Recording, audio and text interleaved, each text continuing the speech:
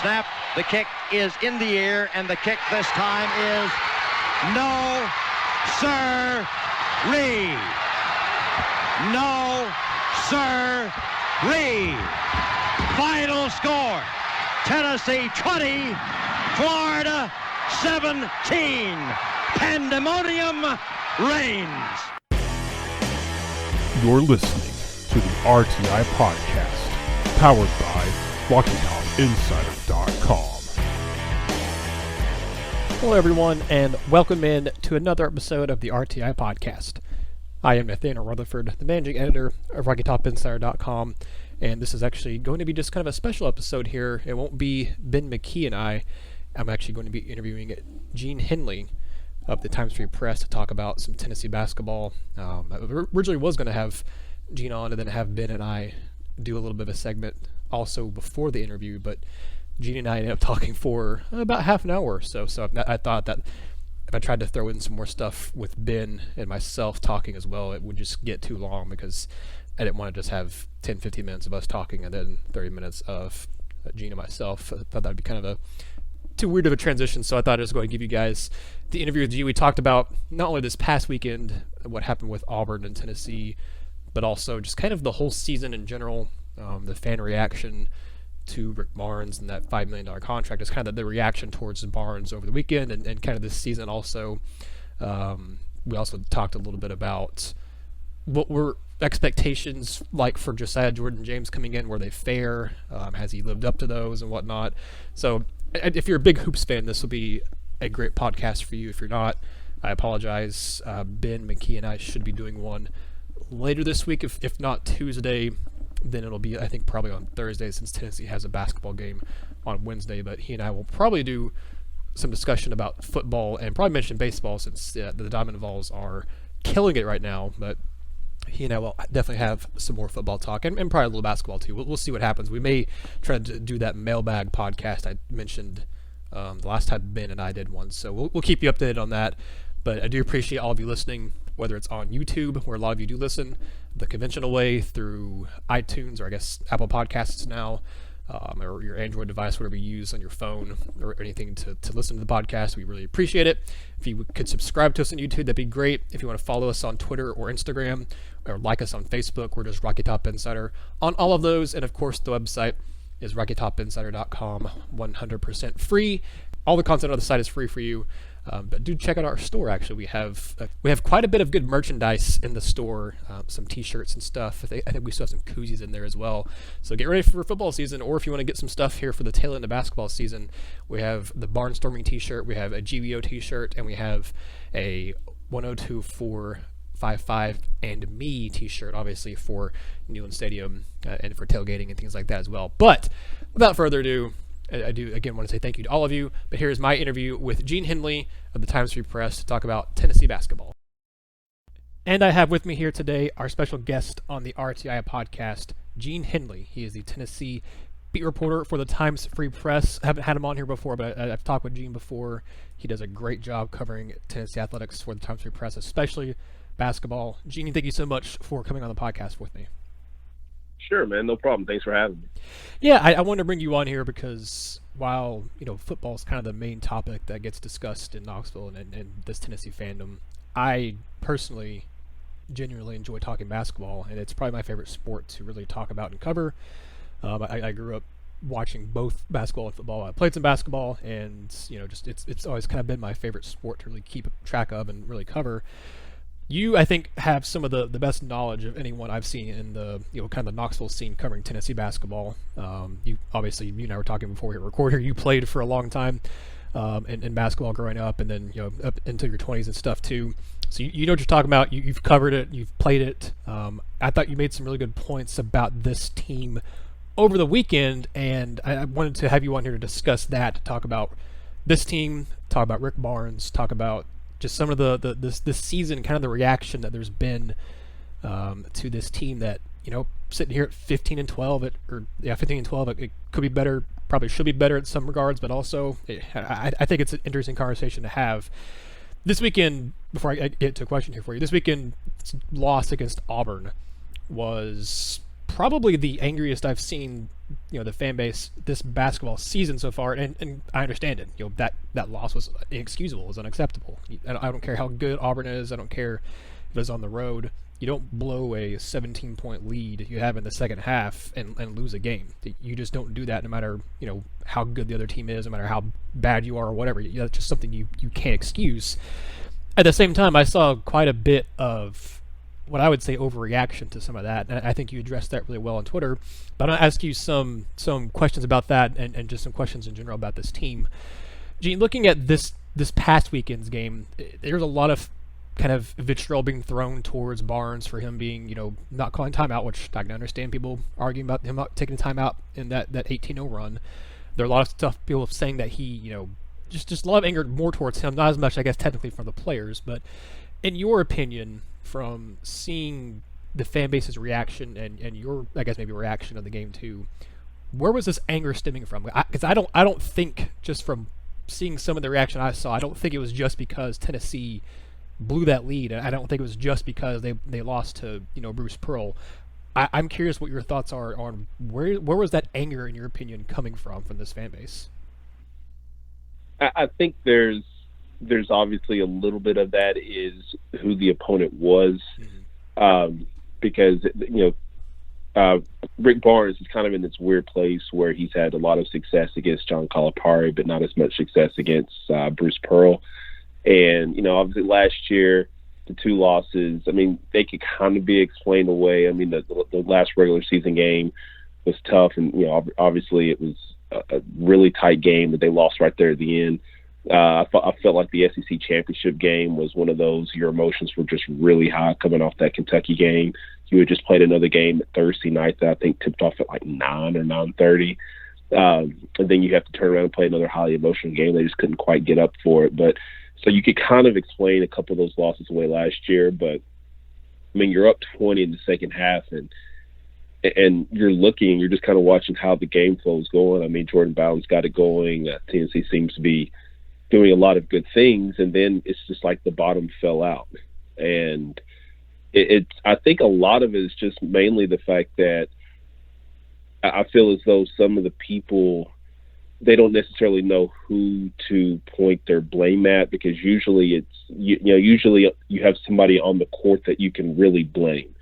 And obviously when Bowden's had his struggles this year, you could just point to Bowden. If Bowden was playing better, then we'd be better. Okay, well, he gave you 28. Well, what about this guy? We're not getting anything from this guy. And so it's always, you're always pointing around, but then I think what happens is you just finally get fed up with all the players, and you say, well, who put this roster together? And that's where Rick Barnes comes in. And I feel like it's an unwinnable position, because right now you're getting late in the season, and you're starting to run out of chances for quality wins, and I think the fan base realizes that.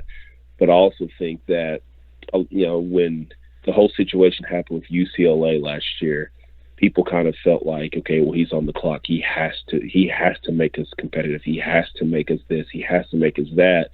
And I just don't think that what people expected this year was ever going to be possible, given the situation and the timing of all the things that transpired. I've seen multiple times, even before the season started, a lot of that, the $5 million talk of, now he's a $5 million coach. He's one of the top paid head coaches in college basketball. We expect top end results. But I agree with you. I don't think that was ever going to happen this year. And in fact, everyone listening, if you want to go back and look at the archives on RTI, my season prediction before the season began, and this was even before you had Lamonte Turner, go down for this season, I thought this team was going to finish the year 18-13 and be right there on the bubble and fighting for it. They technically still can. I don't think they will, but I still don't feel like I was too far off on my prediction. And that was, like I said, when I still thought Turner was going to be playing. I think the $5 million thing gets thrown around a lot. And I think it gets thrown around a lot by people who just want to be angry, who just want to, like you said, kind of point the blame and point the finger at somebody. But I do think it's interesting to talk about it, because we never actually really got a chance to talk about it this off season in the summer. Ben McKee and I didn't. But I thought it's just an interesting conversation to have about Barnes, because while he did have those last 2 years of success at Tennessee, which were some very successful years, especially for Tennessee basketball, he's being paid like the coaches who are consistently going to, Sweet 16s, Elite 8s, and Final Fours. Tennessee as a program has never done that. Rick Barnes has done that. He got to Final Four with Texas. He made it to a couple of Elite 8s over there as well. But I just think it's an interesting juxtaposition of he's being paid all this money, but everyone kind of knew heading into this season it was going to be a rebuilding year. Do you think it's fair at all, or how do you view the fact that people throw out that $5 million salary thing anytime Tennessee doesn't do well in the quarter, especially this past weekend? I think it's the dumbest thing I've ever seen. I personally, I do. And like, if you look at just what the market dictates, and I look at the knots and look, man, and I grew up in this area, so I kind of know how things go. And every time I've mentioned, anytime I mentioned that I've never really looked at Tennessee as a basketball like school, I guess you could say, I used to get shouted down with the attendance numbers and stuff. And I'm like, it has nothing to do with that to me. It's, what has your program always been? It's always been about a top 25, top 30 program. So, so everybody points to, well, we've never recruited like this before. Yes, you have. I mean, I wrote a story about how Tennessee once had a team 20 years ago that had 8 top 100 prospects in their respective classes. But, we get caught up in this, recency of the past 2 years are the greatest thing we've ever had. And basically my feeling is, though, the market dictated, if you're going to keep Rick Barnes, this is what you're going to have to pay him. Jared Goff is paid as the 4th highest quarterback in the NFL. The last time I checked, he's not the 4th best quarterback in the NFL. Carson Wentz, Ben Roethlisberger's at the end of his career, he's making $34 million. But those guys aren't, you're paying for, so the $5 million thing to me, which again, I think is just a sticking point from people who are just angry for no reason. And so they just want to point fingers. So I guess if he's not worth $5 million this year, what happens if they're really, really good next year? Is he worth more than $5 million?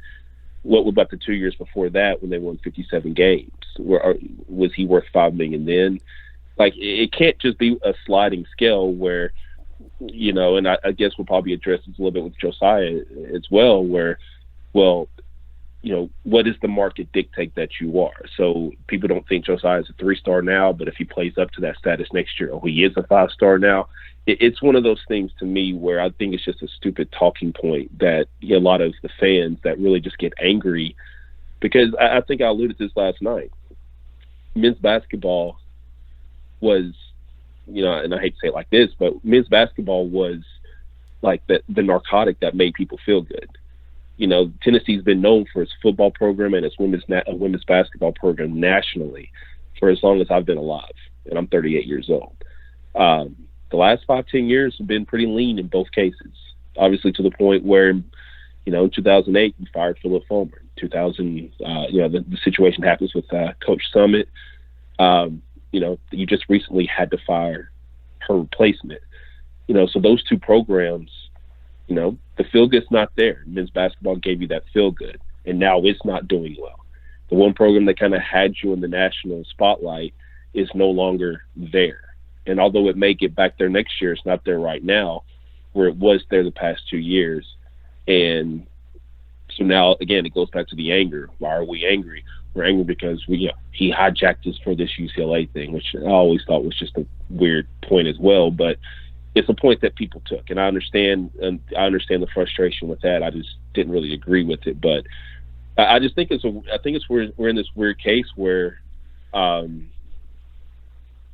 you kind of have to just be patient. You're not in that age now where people can be patient, but you have to be patient with the situation. But $5 million a year one, you want $5 million results, and you're not getting them. So you're just people place blame. I just don't think it's really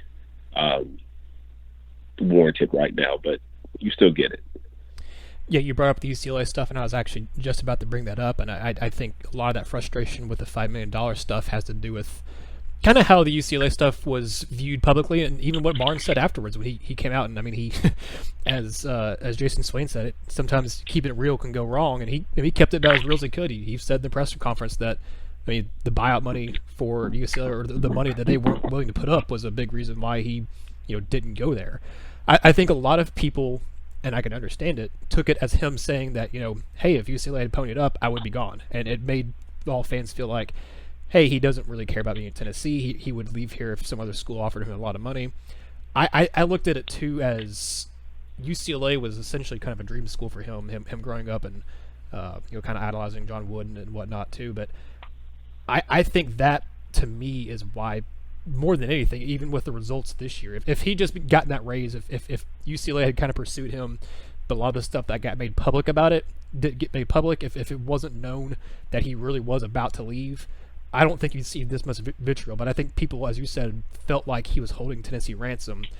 I just think that is misconstruing it, and I think that's where maybe some of the anger is misplaced. I never viewed it as Barnes holding UT at ransom, and I take it from your comments there that you didn't view that way either. No, and the thing is, think of it like this: the same fans, like Tennessee was in a weird place last year, where they were questioning, why would Rick Barnes leave Tennessee for UCLA? Look at the state of their programs right now. While I had it on good authority that Louisville's Jeff Waltz was behind the scenes angling for the Tennessee women's job and would have taken it if offered. Obviously, Tennessee didn't offer. Tennessee was not interested. Jeff Waltz was interested in Tennessee. It wasn't, the feeling wasn't mutual. And so you're looking at this case where Tennessee fans are like, well, why would he leave? Why would Rick Barnes leave, while also not taking into consideration why would Jeff Waltz leave Louisville for Tennessee, considering the state of their programs at that moment? It's when you look at it, like, Tennessee's women's basketball program is UCLA's men's program. And so now when you look at just the juxtaposition of where those programs are, you're like, oh, okay, so we don't, why would he leave? But then why wouldn't Waltz leave?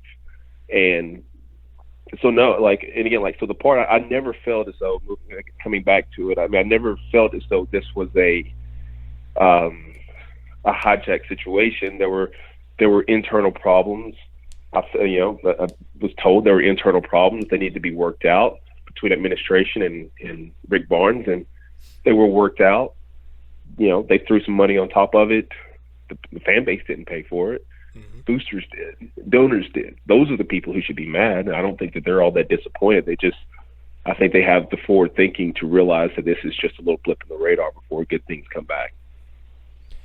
And heck, UCLA, you look at it now, they may not have been maybe in as bad of a situation as we all thought, because you look where they were January 15th, at sitting there 8-9 after losing to Stanford. Now all of a sudden they've won 5 straight. They've won. I think they've gone like 9-2 in their last 11. They're suddenly 17-11. Just beat a top 20 Colorado team, and they're right there on the bubble from a team that was below 500 in mid-January to now all of a sudden they're fighting for a chance to even get to the NCAA tournament. That's a pretty impressive job that Mick Cronin's done over there. That's kind of a totally different subject. One other thing about Rick Barnes here before I want to talk about the roster and the team this year. Another common criticism I've seen about Rick Barnes has been that he, quote-unquote, took 2 years off from recruiting. I think you made a good point on Twitter that I've tried to make before, but I don't think I put it eloquently enough, and I think you can do a better job of it too. It's much more complex than that. Basketball recruiting isn't the same as football recruiting, where you can kind of sometimes just get into a class and you can build that relationship in that 1 year. Basketball is a lot more of it's kind of like baseball. It's a lot more of a long-term prospect when it comes to building relationships. So I've never agreed with that, the whole Rick Barnes took 2 years off from recruiting thing. And I would like to hear your answer, because I think you did a really good job kind of talking about where Tennessee was, essentially 2 years ago, when Barnes would have, started, quote unquote, taking his recruiting off for this current class, or this current, I guess, roster now. Yeah, Rick was 31-35 in his first 2 years in Knoxville, and and he had pretty much built that record was built off of, sophomore Admiral Schofield, freshman Grant Williams, freshman Jordan Bone, I think freshman Lamonte Turner, sophomore Kyle Alexander. And so, like, those, when you're coming off of 31, 35 in 2 years, that, I think that, pretty sure that was after the 2017 season, that's when you would have really needed to get in the door on the 2019 guys. The recruiting that Tennessee was doing right now, was doing back in 2017, was we're going to look at guys that we think can fit our program, and we're going to try to maximize what they can do. I understand that Rick Barnes could look at somebody like Zach Kent and say, 6'11", shoots the three decently well at that level. Maybe we can turn him to a stretch four. If you look at it, it's kind of what he's trying to do with Drew Pember right now. I can understand him looking at a guy like Derek Walker, say, 6'8" banger in this league. We need bangers. We need guys that can just bang, and if we can get a couple baskets out of them, then we've done a good job. You had an offensive big with Grant Williams, who was always an offensive big. You had a powerful big who you turned into a wing in Admiral Schofield. You had a point guard. You had pieces. They weren't 5-star pieces, but they were pieces nonetheless. Then you go and you get a kid in DJ Burns who is a quality piece. Yeah, he had the ranking that everybody in Knoxville loves. He had the 4-star. And so when you look at just these guys that they took chances on, Grant could have not worked out. Admiral could not have worked out. Bone could not have worked out. Kyle Alexander could not have worked out. Fulkerson, so on and so forth. Jordan Bowden could not have worked out. Like, these were the same recruits he was going after. Like, his recruiting did not go up until he won 26 games in the 17-18 season. And then all of a sudden it was like, okay, well, we can get in the homes of a Jaden Springer, a Keon Johnson, a Corey Walker, and so on and so forth. We can at least get in the homes of those guys. And because, I'd have certainly imagined that if Jaden Springer, if Rick Barnes went to talk to Jaden Springer in 2017, he'd say, thanks but no thanks, coach. But now you've got some momentum when you're turning up a 26-win season. Then you followed up with 31, and now all of a sudden look at the recruiting class. You couldn't have gotten in the door with Josiah James before. Now Devontae Gaines obviously is committed, but again, he fits the mold of what they were able to recruit at that time. If you're doing things a certain way, and Rick's mentality, because I've always pushed back at the notion that Rick made these guys. Grant Williams, I saw some high school film. Grant Williams was a good high school player. He just didn't fit the measurables. Admiral didn't fit the measurables. Jordan Bone, for some reason, didn't fit the measurables. So he went out and got guys who were good basketball players who didn't necessarily fit the measurable of a 5-star prospect. So therefore, he maximized those kids' effort. Like, what Rick did was push those kids to be their best, but they were already really good players. Like, they weren't made by Rick Barnes. Just, like if Josiah James stays for 3 years, again, I think he'll end up on the same track as like a Jalen Brunson from Villanova, who was the National Player of the Year his junior year. If you can get that sort of production out of those players, now you have a better team. But again, like, Rick was not getting in the doors of the Josiah James types, Olivier Comwa types, who again have the star ranking that people love, coming off those first 2 seasons. And I think that's why they are where they are. They went basically, I don't want to say bargain shopping, but that's essentially what they did for those first couple of years, which is why you had the perceived misses. He just can't do it again. Yeah. No, yeah, I agree with that. I think that's a very good way of summarizing and talking about it there. And you mentioned Josiah a couple different times, and I had him written down here as something I wanted to talk about with you, because I thought you made a good point online at looking at, yes, he was a 5-star, but, and I've said it before too, not all 5-stars are created equal. When I talked to his head coach before, I think back in the summer, I don't think I actually ever did get the article written, but I talked to all the head coaches, or all the coaches I could, who were coaches of Tennessee's recruits that were coming in for the 2019 class. And Josiah's head coach said that in his first 3 years of high school, he was much more of a pass first and kind of distributing guy. Played kind of a point guard role, but not necessarily a point guard. But he was much more of a not the first scoring option for the team. It wasn't until his senior season, when they lost a couple of seniors off that roster, where he had to be the leader. And that year was the year that he really kind of turned it on as an offensive player. I didn't expect him to come in and be this big offensive force. I thought he'd be a good contributor. I didn't really think I thought he'd be a 2-year player, maybe 3-year player. But I think you made a good point too, looking at some of the guys kind of ranked around his ranking in previous classes. You mentioned Emmanuel quickly at Kentucky. He was a second-year player who didn't have a great, I couldn't say great, but he didn't live up to quote-unquote expectations in his first year at Kentucky. Now he's having a great season. Jalen Hands over at UCLA averaged less than 10 points a game in his first season. Now he's averaging, I think, around 15 or so. In the 2016 class, Mustafa Heron from Auburn was the number 22 overall recruit in the 247 rankings. He had a good career at Auburn, and then he ended up transferring over to St. John's. So, and he's a 4-year player, so he didn't wasn't a one and done type of guy or 2 and done type of guy as a 5-star in that class either. So, I think that fans just saw the 5-star, the 5 stars in front of James's name and thought that he was going to come in and be, maybe what Tobias Harris was for Tennessee years ago. And I think now people are already talking about him being as a freshman. Another word that he's going to be like Robert Hubbs, where he fizzles out and doesn't just has a 4-year career that's kind of somewhat unremarkable. I think it's unfair, and I think people had some unfair expectations for Josiah James coming in, and I'm curious what your expectations were for him, and what and you mentioned that you think he could be a potential player of the year type of guy. But what were your expectations for him this season, and how much do you think that injury that he had in the preseason has really kind of set him back for this year?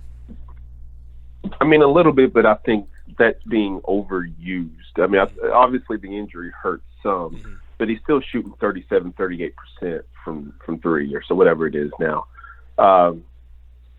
I think, look, one of my high school teammates and a good friend of mine is Vincent Yarbrough. Obviously played at Tennessee, had a really good career.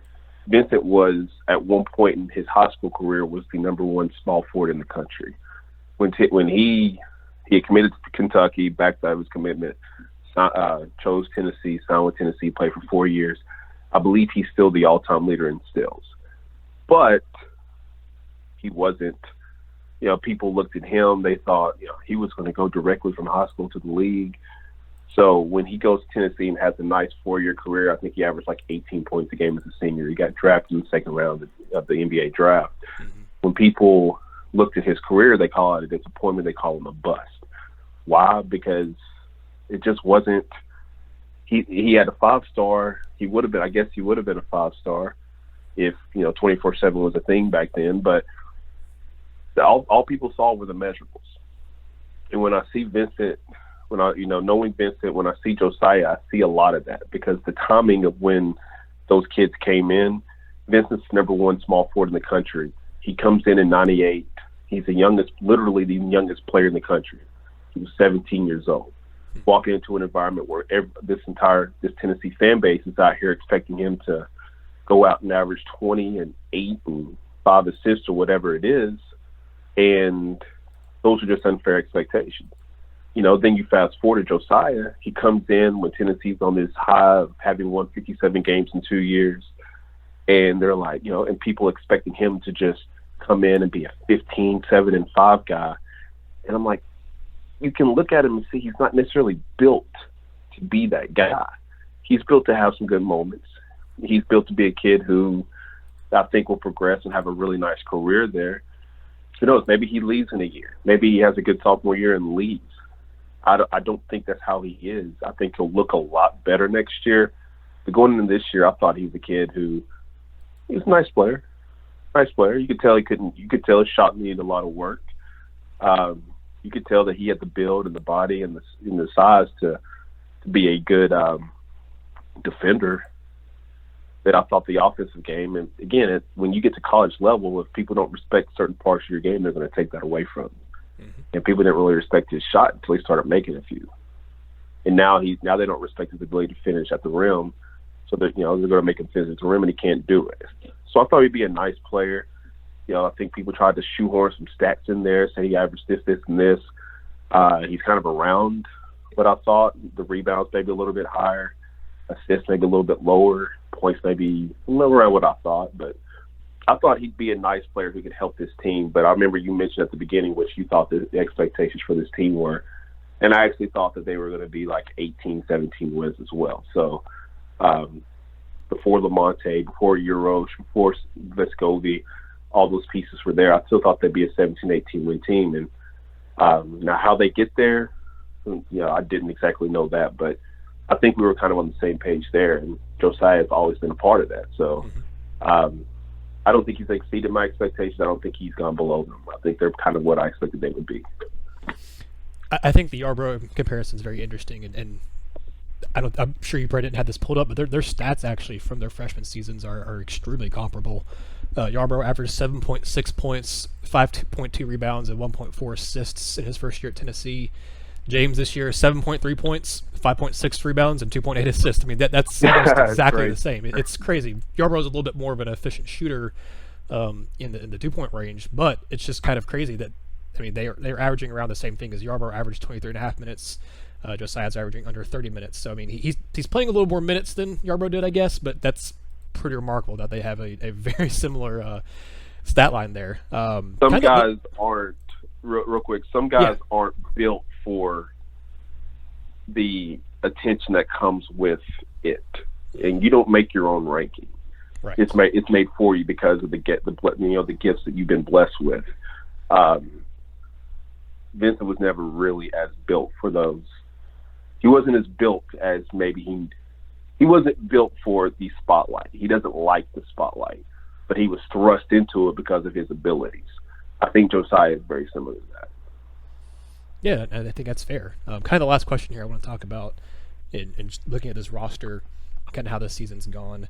In your opinion, how far back did Turner deciding to shut things down set this season back for Tennessee? Because I look at, even when he was in the game for them at the beginning of this year, his first 11 games of the season, it wasn't like Tennessee was a juggernaut back then. It wasn't like all of a sudden him going down totally just set back the year. But that was kind of the first big reset for this team. Yes, they were expecting at the beginning of the year, they were hoping and really expecting Urosh to be ready to go, but he wasn't, as we've seen, he wasn't going to be relied on to be a gigantic difference maker. I think he would be playing better now if he'd been able to play in November and December. But Turner going down seemed that very next game was arguably Tennessee's worst game other than the Texas A&M game this year, and they got blown up by Wisconsin and looked really bad doing it. Devontae Gaines started that game, and you had 3 different guys trying to be the ball carrier or ball handler at that game. It just was awful. And then you have Vesco come in as a true freshman who practiced with the team for a week, and then he's been your main point guard ever since then. So he's done a good job, but I think it would have benefited him to be able to learn behind Turner, or to even have him be on the court at the same time as Turner, and have Turner play more an off-ball role sometimes, because he thrives off that too. But I'm curious your thoughts, because this team, Barnes has said it multiple times, they've had like 3 different resets this year where they've had to just change the roster and change how they've been doing things. But in your opinion, how much did Turner's decision to undergo that surgery really alter Tennessee's season? Maybe a little, but I would question how much they would have used Vesco had Lamonte been healthy in the entire year. I question their willingness and their desire to go after Vesco if Lamonte had been available for the entire year. Maybe they still do. Obviously, he's a good player. He's a good piece. But I felt like they basically picked up Vesco and put him into the role that they expected Lamonte to fill. Because, I'm one of these, I watch the games, I cover all the games, I'm around the games, but also like to look around the stats, and they're basically using Vesco in the exact same role. I look at things like usage rate, which means how much is the ball in your hands, and the usage rates are very similar. The stats obviously aren't the same because Lamonte was struggling with the shoulder and couldn't get his arms over his head to even shoot the ball anymore. So he could not shoot the basketball. But when you look at just some of the things, Lamonte's assist numbers were higher. Vescovi's scoring is higher. I think rebounds are somewhat similar. They dropped him into the role. I don't think it changed so much. I don't think it would have changed an awful lot. Because, again, I just question, you have another ball handler, which is good. You have another guard, which is always good in this day and age, although 6'2", 6'3" guard. Yeah. You get better defense from Lamonte, far better defense with Lamonte. Although Vescovi's good at being in the right place, he's just not strong enough to do anything about it when he gets to the right place. He's just getting run over by people late in games. It may be a little bit different. I don't think it would be all that much, but I mean, it's one of those things where you can really do nothing. You can't do much more than wonder, because a 3-guard lineup of Josiah Turner, Santiago Vescovi, and Jordan Bowden, that's not really, I don't know how, maybe it guards the perimeter pretty well. I still think people just attack Vescovi and just go away from Turner and Bowden, but I don't think they're better defensively. I think they're a little bit worse. Maybe a little bit better offensively if Lamonte's healthy, but I think it's one of those things that we'll just have to just kind of sit back and just wonder as time goes on, because you'll never see it, unfortunately. Well, Gene, I think you've been fantastic. That's why I want to bring you on here. I think you have a wealth of knowledge in basketball, and I think you do a really good job of contextualizing things, especially with Tennessee basketball. If our listeners want to, read your stuff, want to read your content, or interact with you, where can they find you and where can they find your work? Yeah, again, appreciate it again. You can find me on Twitter at Gene Henley 3. That's GeneHenley 3, just the number, not spelled out. You can read my work on townsfreepress.com. We're always available. So anything you can do. I mean, I tweet out all my stories. I try to do my best to get everything out there. Click it, read it, enjoy it, support journalism. Absolutely. Well, thank you so much, Gene, for coming on here. Appreciate it. Hey, thanks for having me. Thanks again, man.